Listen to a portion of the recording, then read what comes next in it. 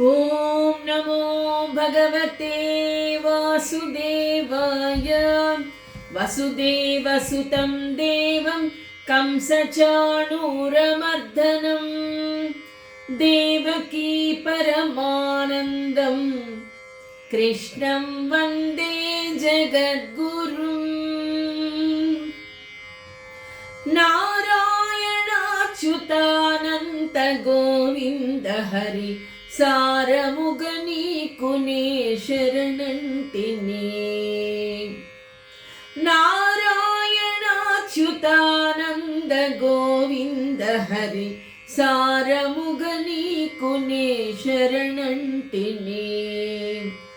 సారముగ నీకునే శరణంటిని.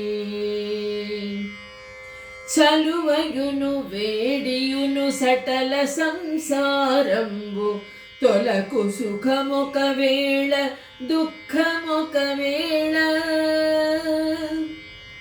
చలువయును వేడియును సటల సంసారంబు తొలకు సుఖమొక వేళ దుఃఖమొక వేళ. ఫలములివే రెండు పాపములు పుణ్యములు. ఫలములివే రెండు పాపములు పుణ్యములు పులుపు తీపును కలిపి భుజించినట్లు. ఫలములివే రెండు పాపములు పుణ్యములు పులుపు తీపును కలిపి భుజించినట్లు. నారాయణాచ్యుతానంత గోవింద హరి సారముగ నీకునే శరణంటిని. నారాయణాచ్యుతానంత గోవింద హరి సారముగ నీకునే శరణంటిని. సారముగ నీకునే శరణంటిని. ఆత్మబంధువులారా, భగవద్భక్తులారా, అన్నమయ్య రాసినటువంటి ఈ కీర్తనలో సుఖ దుఃఖాలు ఒక్కొక్కసారి వస్తూ పోతూ ఉంటాయి. ఒకసారి దుఃఖము, ఒకసారి సుఖము. రాత్రి చీకటి, పగలు వెలుగు. ఈ విధంగా పగలు రాత్రులు కూడా రోజు వస్తూనే పోతూ ఉంటాయి. అదేవిధంగా ఆత్మ దేనికి కూడా బాధపడడము, ఆనందపడడము ఎప్పుడు చెయ్యదు అంటే గుణాలకు అతీతంగా ఉన్నప్పుడు మాత్రమే.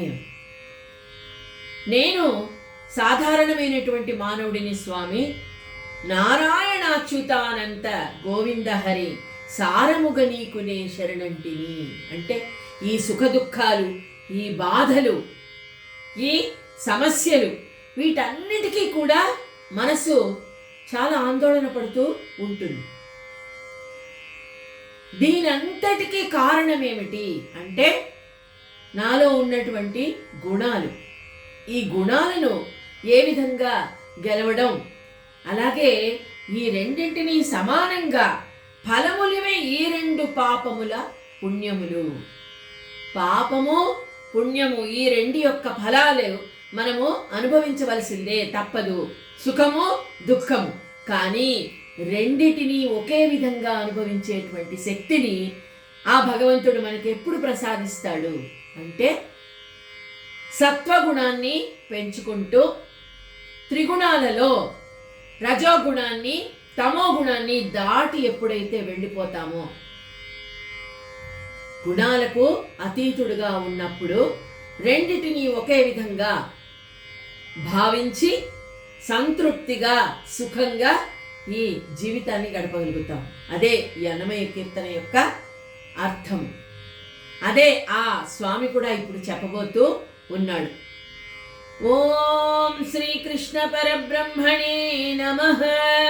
శ్రీమద్భగవద్గీత చతుర్దశోధ్యాయః గుణత్రయ విభాగయోగః. శ్రీ భగవాన్ వాచ. భగవానుడు చెప్తూ ఉన్నాడు, ఏమని ఇక్కడ గుణానేతానతీత్యత్రీన్ దేహి దేహ సముద్భవాన్ అని చెప్పాడు ఆ స్వామి.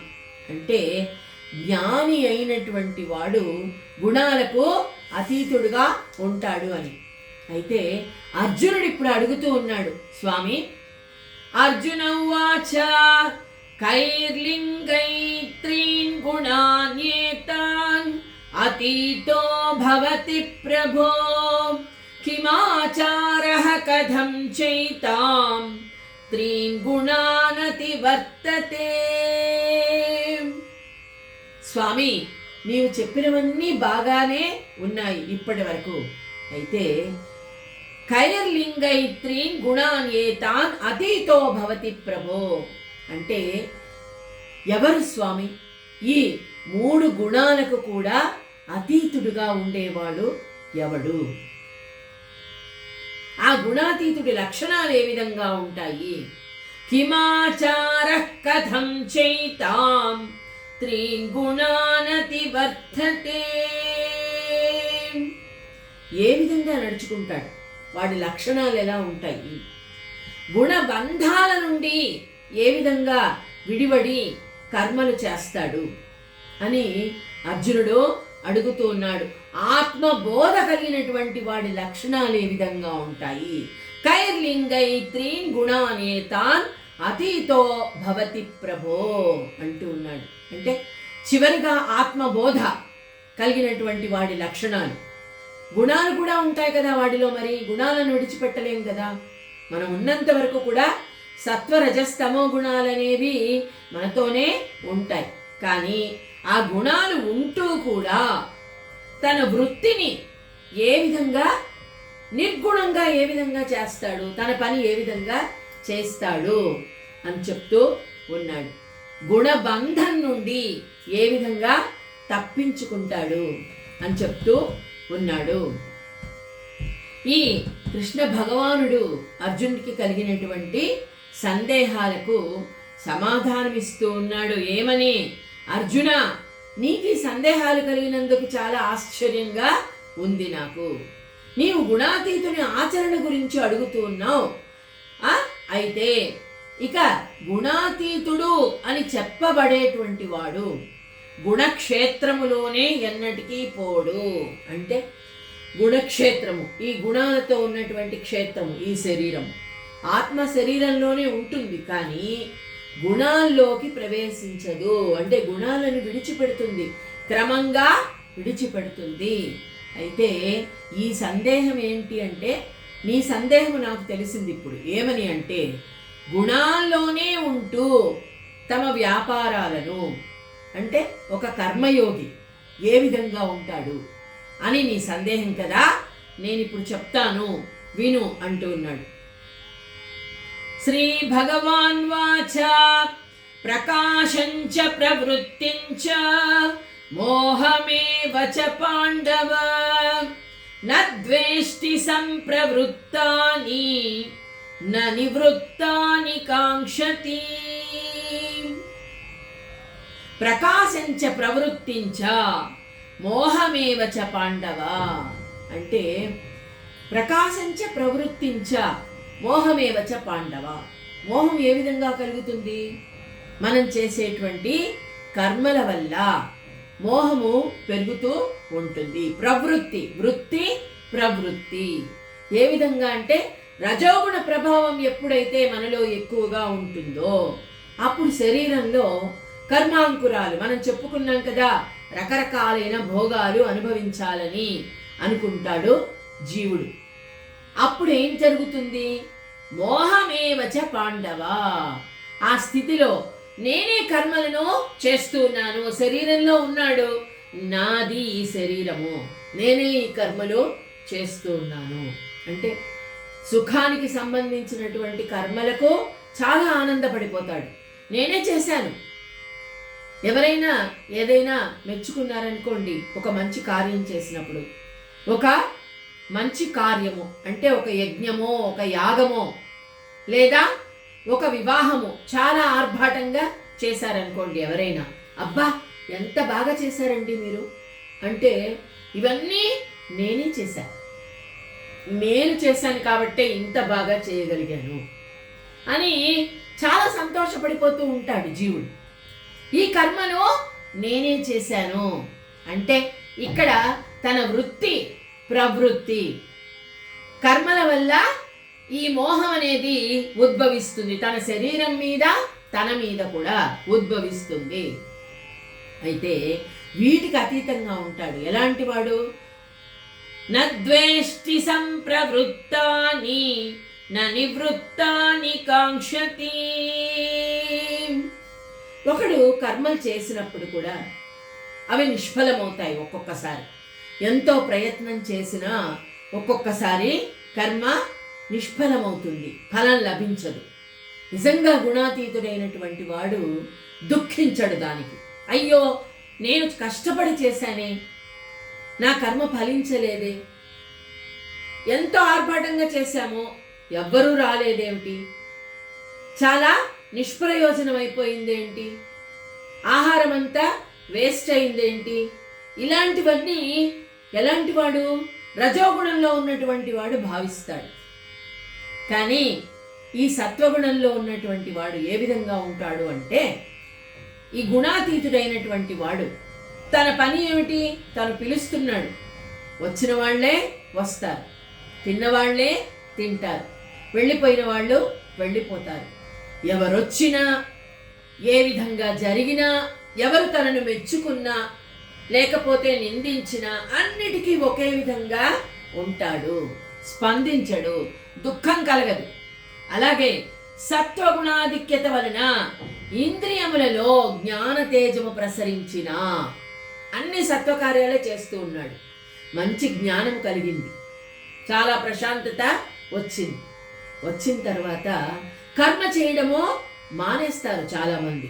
ఇంకేమిటి, నాకంతా తెలిసిపోయింది, నేనేమి చేయాల్సిన అవసరమో లేదు, అందరూ మెచ్చుకుంటున్నారు నన్ను, ఇంకా నేనేం చేయాలి, అవసరం లేదు అని కర్మ చేయడం మానేస్తారు. కానీ నిజమైనటువంటి జ్ఞాని చివరి వరకు, అంటే ఈ శరీరంలో చైతన్యం ఉన్నంత వరకు కర్మ చేస్తూనే ఉంటాడు, కానీ కర్మలో ప్రవేశించడు. అది భేదము. అంతేగాని సంతోషము కలిగినప్పుడు పొంగిపోవడం, దుఃఖం కలిగినప్పుడు కుంగిపోవడము. మనం చెప్పుకున్నాం కదా, ఎవరైనా పొగిడినప్పుడు ఆహా నా అంతటి వాడు లేడు అని పొంగిపోవడం. అలాగే ఎవరైనా ఒక్క మాట నిందించినప్పుడు ఈ కలిగిన సంతోషమంతా ఆవిరైపోయి దాన్ని గురించే తలుచుకొని దుఃఖపడుతూ ఎవడైతే ఉంటాడో వాడు జ్ఞాని కాడు. జ్ఞాని అయినటువంటి వాడు స్థిత ప్రజ్ఞుడు, అన్నిటికీ ఒకే విధంగా ఉంటాడు. అంతేకాకుండా ఒక్కొక్కసారి తమో గుణం కూడా కలుగుతూ ఉంటుంది. ఎవరైనా చూడండి, 10 మాటలు అన్నప్పుడు ఒక్కసారి కోపం రాకుండా ఎవరికి ఉండదు. ఎందుకంటే మనము మానవులం, దేవతలం కాదు కదా. కానీ కోపం ఎప్పుడైతే వచ్చిందో అప్పుడు వెంటనే తగ్గాలి, నేను నా ఇంద్రియాలను నా అధీనంలో ఉంచుకోవాలి, వారేదో తెలియకుండా నన్ను నిందించారు, వారే తెలుసుకుంటారు, వారి తప్పులు వాళ్ళకే అర్థమవుతాయి అని మళ్ళీ యథాస్థితిలోకి వచ్చేస్తాడు. ఎవరు? నిజమైనటువంటి గుణాతీతుడు. జ్ఞానము కలిగినప్పుడు కర్మ పరిత్యాగము చెయ్యడు. కర్మలు తన వలన జరిగినప్పుడు దుఃఖించడు. ఒక్కొక్కసారి తను చేసేటువంటి కర్మల వలన ఒక్కొక్కసారి బాధపడవలసి వస్తుంది, అయితే దానికి కూడా దుఃఖించడు. అదే విధంలో ఇక సూర్యుడు ఏ విధంగా ప్రాతకాలం నుంచి మధ్యాహ్నం ఒక విధంగా ఉంటాడు, చాలా తీక్ష్ణంగా ఉంటాడు, తన వెలుగు చాలా తీక్ష్ణంగా ఉంటుంది. పగలు చాలా హాయిగా ఉంటుంది, ఉదయభానుడి వెలుగు, అలాగే చల్లటి గాలి. రాత్రి ఉంటాడు కానీ సూర్యుడు కనిపించాడు. అదేవిధంగా తన కర్మలు తను నిర్వర్తిస్తూ తను ఎలా ఉండాలో అలా ఉంటాడు. సముద్రాన్ని నింపడానికి వర్ష ఋతువు అక్కర్లేదు కదా, వర్షం కురిస్తేనే సముద్రం నిండుతుందా? లేదు. అదేవిధంగా వర్షము కురిసినా కురియకపోయినా సముద్రం గంభీరంగా ఉంటుంది. ఎప్పుడు తనలో బడబాగ్నిని దాచుకొని ఉంటుంది. స్త్రీని ఆ విధంగా పోలుస్తారు. స్త్రీకి ఉన్నటువంటి ఓర్పు, స్త్రీ అన్నీ కూడా తన మనసులో దాచుకుంటుంది. దుఃఖాన్ని తనలో దాచుకొని సుఖాన్నే తన కుటుంబానికి పంచుతుంది. నిజమైనటువంటి ఓర్పు గల స్త్రీ. అదేవిధంగా హిమాలయము ఎప్పుడైనా చలికి వణుకుతుందా అంటే, హిమాలయం అంత ఎత్తుకు ఎదుగుతాడు ఎవరు? ఎంత ఎత్తుకు ఎదిగినా ఒదిగి ఉంటాడు నిజమైనటువంటి గుణాతీతుడు. నద్వేష్టి సంప్రవృత్తాని నా నివృత్తాని కాంక్షతి. అలాగే ప్రవృత్తి నివృత్తి, పొంగిపోవడము కుంగిపోవడము ఉండదు. అదే విధంగా ఉంటాడు జ్ఞాని అని చెప్తూ ఉన్నాడు. ఉదాసీన వదాసీనో గుణైర్యో న విచాల్యతే గుణావర్తంత ఇత్యేవ యోవతిష్ఠతి నేంగతే. ఉదాసీన వదాసీనో అంటే గుణాలు ఉంటాయి కదా, సత్వగుణము ఉంటుంది, రజోగుణం ఉంటుంది, అదేవిధంగా తమో గుణము కూడా ఉంటుంది. 3 కూడా ఉంటాయి. కానీ ఆ మూడిటిని బ్యాలెన్స్గా చేయగలిగినటువంటి వాడే నిజమైనటువంటి గుణాతీతుడు. గుణము తన పని తను చేసుకుంటూ పోతుంది. సత్వగుణం పని ఏమిటి? సత్వ కార్యాలు చేయడం, ప్రశాంతంగా ఉండడం. అలాగే రజోగుణం, రజోగుణంలో భోగాలు అంటే ఉందా అనుభవించు, కానీ మోహమో నీ దగ్గరకి రానియద్దు. భోగాలు కూడా అనుభవించవచ్చు, పూర్తిగా అన్నీ వదిలేయమని భగవంతుడు చెప్పలేదు. అలాగే తమోగుణము, ఒక్కొక్కసారి తమోగుణం కూడా కలుగుతుంది. మనం చెప్పాం కదా, దాన్ని మన అదుపులో ఉంచుకోవాలి. గుణాలు వాటి పనులు చేసుకుంటూ పోతాయి. అయితే ఆత్మ సత్తాత్మకమై ఉండాలి. ఈ శరీరం నేను కాదు, నేను ఆత్మను. ఏది అనుభవించినా ఈ శరీరమే అనుభవిస్తుంది. ఇక్కడ నేను ఆత్మను, నేను శరీరాన్ని కాదు. ఆత్మతత్వాత్మకము అయి ఉన్నప్పుడు సుఖమైన దుఃఖమైన నింద అయినా స్తుతి అయినా అన్నిటికీ హాయిగా ఉదాసీనంగా ఉంటాడు జీవుడు. అదే ఇక్కడ చెప్తున్నాడు. ఉదాసీన వదాసీనో గుణైర్యో న విచాల్యతే న విచాల్యతే. గుణాల వల్ల కలిగినటువంటి బాధ గాని సుఖాన్ని గాని విచాల్యతే, మనసు విచలము కాదు. సుఖం వచ్చినప్పుడు పొంగిపోవడము, దుఃఖం వచ్చినప్పుడు కుంగిపోవడం, ఈ రెండిటికి చలించినటువంటి మనస్సుతో ఉదాసీనంగా, అన్నిటికీ ఉదాసీనంగా హాయిగా ఉంటాడు. ఏ విధంగా ఉంటాడు అంటే, పూర్ణ జ్ఞానము కలిగి ఉండడం వలన ఈ శరీరమున యాత్రికుడు ప్రయాణ సమయమున ఏదైనా ధర్మశాలలో విశ్రమించాల్సి వస్తే కాసేపు విశ్రమిస్తాడు. మనం అనుకున్నాం కదా, ఇదంతా ఒక ప్రయాణం, యాత్ర చేస్తూ ఉన్నాం. మనం యాత్రలో అనేకమైనటువంటి ఇబ్బందులు ఉంటాయి. ఒక్కొక్కసారి మనసు ఆనందంతో పొంగిపోతూ ఉంటుంది, ఎన్నో చూస్తాం, మనం సంతోషపడుతూ ఉంటాం. అలాగే ఎక్కడైనా ఒక ధర్మశాల కనపడినప్పుడు అక్కడ కాసేపు విశ్రాంతి తీసుకుని మళ్ళీ ప్రయాణం చేస్తాం. ఆ విధంగా ఉంటాడు ఈ శరీరంలో ఉన్నటువంటి ఆత్మ. ఆత్మతత్వాన్ని తెలుసుకున్నప్పుడు ఇక కాసేపు హాయిగా ప్రశాంతంగా ఎక్కడైనా కూర్చుని హాయిగా భగవంతుడి నామ సంకీర్తన చేసుకుందాం, ఆత్మ పరమాత్మలో లీనం చేసుకుందాం అనేటువంటి దృష్టితోనే ఉంటాడు. ఆ విధంగానే యుద్ధ భూమికి జయాపజయాల్లో ఏ విధమైనటువంటి సంబంధం లేని విధంగా, చూసారా, యుద్ధ భూమికి వెళ్తాడు యుద్ధం చేయడానికి. ఒక సైనికుడు యుద్ధం చేసినప్పుడు ఒక్కొక్కసారి జయము కలగవచ్చు, అలాగే అపజయం కూడా కలగవచ్చు. రెండిటిని ఒకే విధంగా తీసుకున్నవాడే చాలా హాయిగా ప్రశాంతంగా ఉంటాడు. వాడు బ్రతికినా ప్రాణాలు వదిలేసినా వాడి కీర్తి నలుదిశలా వ్యాపిస్తుంది. అదే ఆ గొప్పతనం. ఈ ఈ విధంగా కర్తృత్వాన్ని ఎప్పుడు కూడా అంగీకరించడు. లాభ నష్టాలకు భాగస్వామి కాడు. లాభము నష్టము, లాభమైనా రాని నష్టమైనా రాని తను చేసే కర్మ వలన. కానీ దానికి నాతో ఏ విధమైనటువంటి సంబంధం లేదు, నేను భాగస్వామిని కాదు, దీనికి నాకు ఎటువంటి సంబంధమో లేదు. లాభమే రాని నష్టమే రాని ఈ శరీరం చేస్తోంది, ఆత్మ కాదు, ఆత్మకు ఏ విధమైనటువంటి సంబంధమో లేదు అని ఉంటాడు. అలాగే కర్తృత్వము, నేను చేస్తున్నాను, ఇది నా వల్లే అయింది అన్నటువంటి అహంకారం, అహం బ్రహ్మస్మి, ఇది నేను చేయట్లేదు, ఈ శరీరం నా చేత చేయిస్తోంది. ఆత్మ ఆ విధంగా ఉంటుంది, చాలా ప్రశాంతంగా ఉంటుంది. శరీరమునందు ఉండడి ప్రాణము పరుని ఇంటికి అతిథిగా వెళ్ళే బ్రాహ్మణుడు 4 వీధుల కూడలి వద్ద ఒక పాత స్తంభము ఉంటుంది.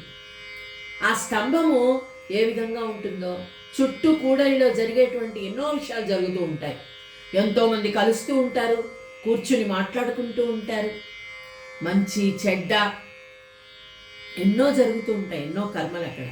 కానీ స్తంభం ఏ విధంగా ఉంటుంది, కదలకుండా నిశ్చలంగా అక్కడ అలా చూస్తూ ఉంటుంది జరిగే విషయాలని. ఆ విధంగా ఉంటాడట ఈ శరీరంలో ఉన్నటువంటి ఆత్మతత్వాన్ని తెలుసుకున్న గుణాతీతుడు, జ్ఞాని. శరీరం నందు పూర్తిగా ఉదాసీన భావంతో ఉంటాడు. మృగజల తరంగముల వలన మేరు పర్వతము విచలితము కాని రీతిని. అంతే కదా, మేరు పర్వతం దేనికైనా కదులుతుందా, నిశ్చలంగా ఉంటుంది. ఎంత పెద్ద తుఫాను రాని, సముద్రాలే పొంగని, ఏ విధమైనటువంటి విపరీతాలు రాని మేరు పర్వతంలాగా, అందుకే అంటారు మేరు పర్వతంలాగా కదలకుండా నిశ్చలంగా ఉన్నాడు అని. అట్లాంటి నిశ్చలతత్వం ఎవరికి వస్తుంది, గుణాతీతుడికి వస్తుంది. అంతేకాదు, గుణములు ఇచ్ఛానుసారంగా జరిపే ఉపద్రవం వల్ల జ్ఞాని అగువాడు కొంచెం కూడా విచలితుడు కాడు. మనము సాధారణమైనటువంటి మానవులం. ఏదైనా సంతోషకరమైనటువంటి వార్త విన్నప్పుడు విపరీతంగా సంతోషపడిపోతాం. ఆ నలుగురికి చెప్పాలి ఈ వార్త, అందరూ కూడా సంతోషంగా ఆనందించాలి అని అనుకుంటాం. నేను ఈ పని చేశాను, లేకపోతే పలాని తీర్థయాత్రకు వెళ్ళొచ్చాను, ఎన్నో చూశాను, ఆ ఆనందాన్ని నలుగురితో పంచేసుకోవాలి, నేను చెప్పాలి, నేను ఆనందించాలి. ఈ విధమైనటువంటి ఎక్కువ ఆందోళన, ఆశ్చర్యము, ఆనందము ఇవన్నీ గుణాతీతుడికి ఉండవు. ఎంత ఆనందంగా ఉన్నా సరే ఇక్కడే హృదయంలోనే ఆనందపడతాడు, అంతే. అలాగే మనం దుఃఖం కలిగినా కూడా దాన్ని ఓర్చుకోలేం. శీతోష్ణ సుఖ దుఃఖాలు అంటాం. ఎక్కువ చలికి తట్టుకోలేము, ఒక కుంపటి కావాలి చలి కాచుకోవడానికి. అలాగే చాలా వేడిగా ఉంది, ఏసీ లేకుండా ఇప్పట్లో ఎవ్వరు కూడా ఒక్క క్షణం కూడా ఉండలేరు ఎండాకాలంలో.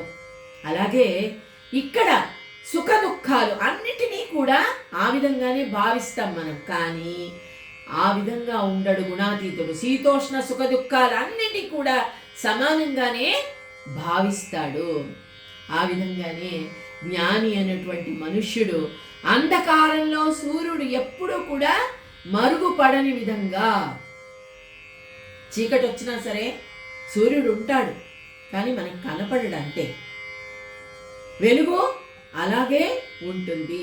ఆ విధంగా కొయ్య బొమ్మల నృత్యాన్ని చూచురీతిని, ఇదంతా ఒక ఆట. చెప్పుకున్నాం కదా, పరమాత్మ యొక్క మాయ. మనమంతా కూడా ఒక కొయ్య బొమ్మలం, ఆటలు ఆడిస్తూ ఉన్నాడు ఆయన, మనం ఆడుతూ ఉన్నాం. ఆ విధంగా చూస్తూ ఉంటాడట. గుణావర్తంత ఇత్యేవ యోవతిష్ఠతి నేంగతే. అంటే ఈ సత్వగుణం ఎప్పుడు కూడా శుద్ధ కర్మల్లో ఉంటుంది. రజోగుణము విషయ సంబంధమైన కోరికల సంబంధమైనటువంటి కర్మల్లో ఉంటుంది.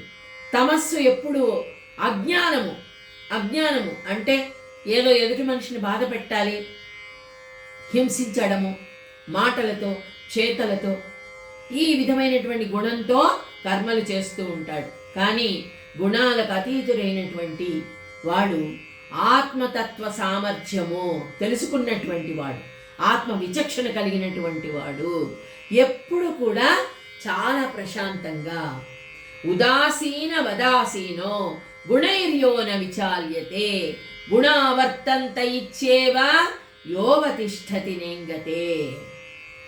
సూర్యుడు ఏ విధంగా ఉంటాడు, అలాగే ఆకాశం ఏ విధంగా ఉంటుంది.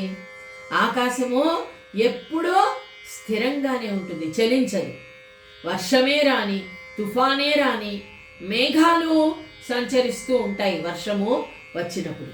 మళ్ళీ వర్షం తగ్గిన తర్వాత ఆకాశము చాలా ప్రశాంతంగా, నిర్మలంగా ఉంటుంది.